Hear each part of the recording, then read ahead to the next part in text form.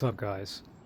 I have a set of Acura RL calipers manufactured by the company Advix, which is a company that has been around for a while. They manufacture a lot of OEM parts for companies like Acura, Honda.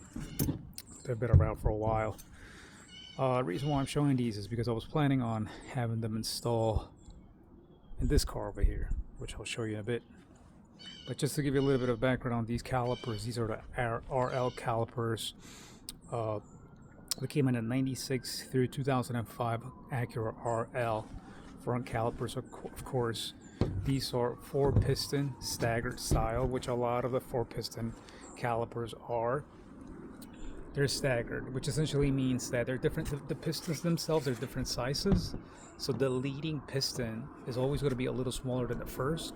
The leading piston on this caliper, for example, is 43 millimeters, and the trailing is at 40 millimeters. That's a big, chunky piston. That's a big caliper. I mean, the video doesn't do it any justice, but these calipers are really, really chunky because they came in a bigger car. They came in an RL, which required a lot of more braking force than one of these little ones, the EM1s. So I was super excited about these. I mean, these came in and they're so immaculate. I was so excited because I was planning on installing them in my car, and I am no longer doing so.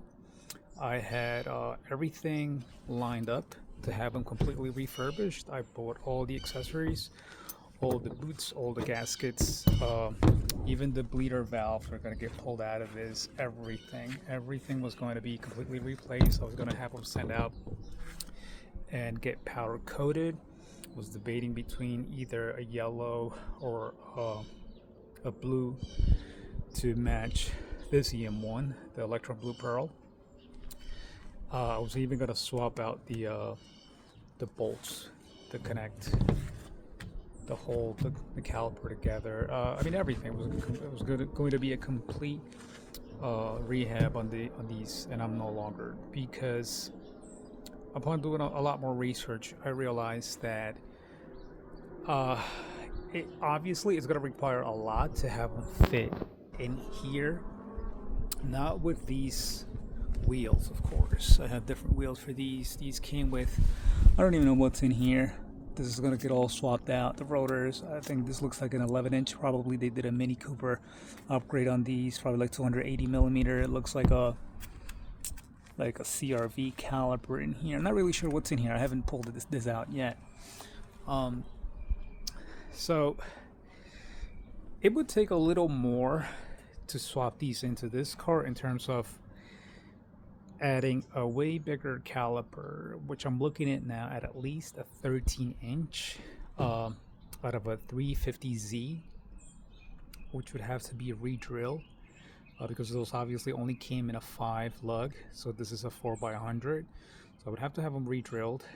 And I did reach out to a lot of reputable companies that deal with stuff like this, because you also need a bracket to accommodate these onto this car. I reached out to a lot of companies, and I was starting to be told that I needed a minimum of a 17-inch. I mean, to each their own, but to me, a 17-inch wheel is more of a show car size wheel. I try not to run anything bigger than 15. I do a lot of spirited driving. I go up in the mountains. I do a lot of spirited driving, so a 17-inch wheel is really not going to help me with rotational mass, adding the additional weight. And I was looking at adding the additional weight of the rotor, a big 13-inch, huge caliper, which isn't that heavy. I think the weight on these, if I'm not mistaken, and someone can post in the comments, I want to say when I started doing a little bit of research, they're between 8 and 9 pounds. I could be wrong, so don't quote me on that. So but yeah, so I didn't start liking the fact that I was adding a lot of rotational mass, a lot of weight, and not only that, that's just kind of like part of it. I had to just really upgrade my entire hydraulic system. Obviously, braided lines were are a must. Bigger master cylinder. Um, I mean, all that stuff to push more fluid into these big pistons. Like I said, these are really like big, massive ones. 40. I think I said 43 millimeters leading, 40 millimeters trailing, and you need a lot of fluid. You need a lot of pressure to, have these working properly. You can put the biggest caliper in any car. If you don't have the hydraulics to correspond it, it's just not going to perform well. And when I started going on forums and I started doing more research on this, a lot of guys weren't really like too convinced with it. I mean, I just kind of feel like I wasn't getting like a definite, these are, a great upgrade compared to the previous whatever setup they had. And I was pretty bummed because I was so looking forward to these. Like I said, I was gonna take them apart myself. All new hardware, brand new everything. Gonna take them. I was gonna plan on taking them to my buddy to have it powder coated, but I'm no longer doing that. So I have a set of these now. I have to think what I'm gonna do with these. I'm either probably just gonna still make them look nice. You know, do a little bit of maintenance on these and put them up for sale. I don't know yet. But then I decided to go with the new set of calipers, which I will disclose on my next video. I think those are a little more corresponding with something that I think would suit better this car.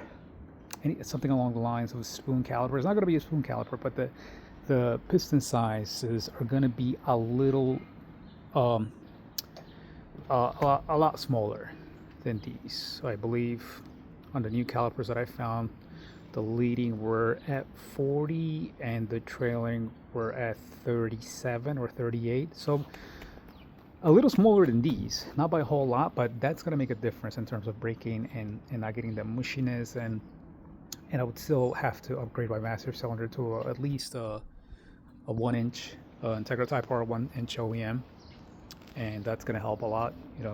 Braided lines, of course.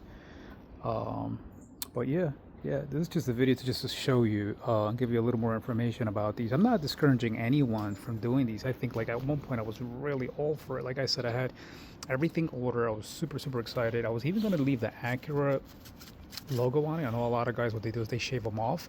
I wasn't, because Acura, Honda, basically the same thing. So I was gonna just rock them like that. So, but I'm no longer. So what's the alternative? Something else, a different caliper that I found that I'm very excited about. I think you guys are gonna like it too. Same deal. I'm gonna purchase those, take them apart, complete new hardware, accessories, bolts, all that good stuff.